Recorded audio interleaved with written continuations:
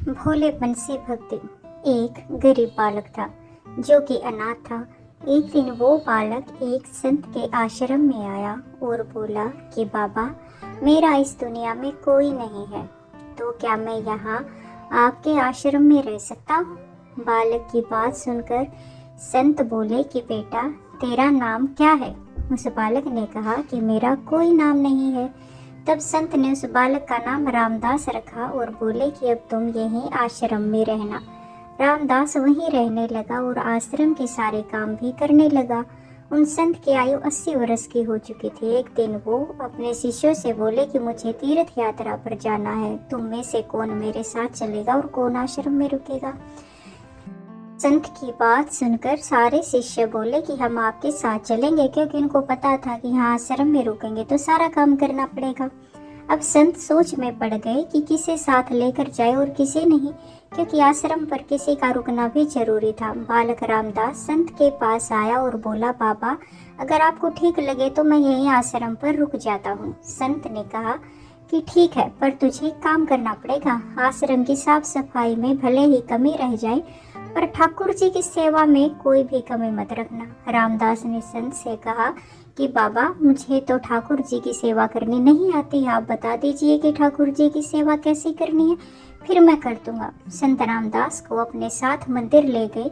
वहाँ उस मंदिर में श्री राम, सीता, लक्ष्मण जी और हनुमान जी थे। संत ने बालक रामदास को ठाकुर जी की सेवा कैसे करनी है अब सिखा दिया।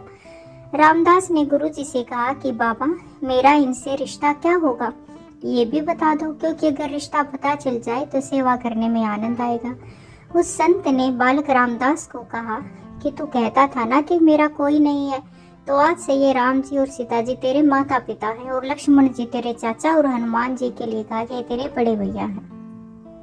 रामदास अब समझ गया और फिर उनकी सेवा करने लगा। संत शिष्यों के साथ यात्रा पर चले गए। सेवा का पहला दिन था। रामदास ने सुबह उठकर स्नान किया, आश्रम की साफ सफाई की और भिक्षा मांग कर लाया और फिर भोजन तैयार किया। फिर भगवान को भोग लगाने के लिए मंदिर आया। रामदास ने श्री राम, सीता, लक्ष्मण और हनुमान जी के आगे एक थाली रख दी और बोला कि अब पहले आप खाओ, फिर मैं भी खाऊंगा। रामदास को लगा कि सच में भगवान बैठकर खाएंगे, पर बहुत देर हो गई, रोटी तो वैसी की वैसी थी। तब बालक रामदास ने सोचा कि नया नया रिश्ता बना है तो शर्मा रहे होंगे। रामदास ने पर्दा लगा दिया। बाद में खोल कर देखा, तब भी खाना वैसे का वैसा ही पड़ा था। अब तो रामदास रोने लगा कि मुझसे सेवा में कोई गलती हो गई, इसीलिए खाना नहीं खा रहे हैं, और ये नहीं खाएंगे तो मैं भी नहीं खाऊंगा और मैं भूख से मर जाऊंगा।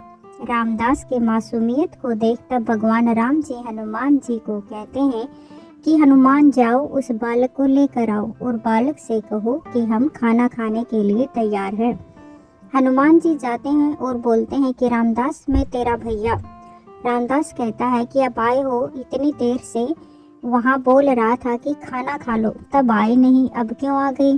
तब हनुमान जी बोले, पिताश्री का आदेश है कि अब हम सब साथ बैठकर खाना खाएंगे। फिर राम जी, सीता जी, लक्ष्मण जी, हनुमान जी साक्षात बैठकर भोजन करते हैं। इसी तरह रामदास रोज उनकी सेवा करता और भोजन करता। सेवा करते करते 15 दिन हो गए। एक दिन रामदास मंदिर जाता है और कहता है कि पिताजी, कुछ बात करनी है आपसे। राम जी कहते हैं कि बोल बेटा, क्या बात है? रामदास कहता है कि घर में मैं सबसे छोटा हूँ और मैं ही सब काम करता हूँ। अब से मैं अकेले काम नहीं करूँगा, आप सबको भी मेरे साथ काम करना पड़ेगा। राम जी कहते हैं, तो फिर बताओ बेटा कि हमें क्या काम करना है? रामदास ने कहा कि माता जी, अब से रसोई आपके हवाले और चाचा जी आप घर की साफ सफाई करिएगा। भैया जी शरीर से मजबूत हैं, जाकर जंगल से लकड़ियाँ लाएंगे। पिताजी, आप बाजार से राशन लाइए और घर पर बैठकर पत्तल बनाएंगे। सब ने कहा कि ठीक है। अब सभी साथ मिलकर काम करते हुए एक परिवार की तरह सब साथ रहने लगे। एक दिन वो संत तीर्थ यात्रा से लौटे तो देखा आश्रम तो शीशे के जैसा चमक रहा है। वो बहुत प्रसन्न हुए। मंदिर में गए और देखा कि मंदिर से प्रतिमाएं गायब हैं। संत ने सोचा कि कहीं रामदास ने प्रतिमा बेच तो नहीं दी। संत ने रामदास को बुलाया और पूछा कि भगवान कहाँ गए? रामदास बोला कि हनुमान भैया जंगल में लकड़ी लाने गए होंगे, लखन चाचा झाड़ू पोछा कर रहे होंगे, पिताजी राम पत्तल बना रहे होंगे और माता सीता रसोई में काम कर रही होगी। संत बोले, ये क्या बोल रहा है? रामदास ने कहा कि बाबा मैं सच बोल रहा हूँ, जब से आप गए हैं ये चारों काम में लगे हुए हैं। वो संत भागकर रसोई में गए और सिर्फ एक झलक देखी कि सीता जी भोजन बना रही हैं, राम जी पत्तल बना रहे हैं। एक झलक दर्शन देकर और फिर वो गायब हो गए और मंदिर में विराजमान हो गए। संत रामदास के पास गए और आंखों में आंसू लाते हुए बोले कि मैं जीवन भर इनकी सेवा करता रहा और आज तुम्हारे कारण मैं अपने ठाकुर जी के दर्शन कर पाया। तुम धन्य हो रामदास। और संत ने रो रो कर रामदास के पैर पकड़ लिए।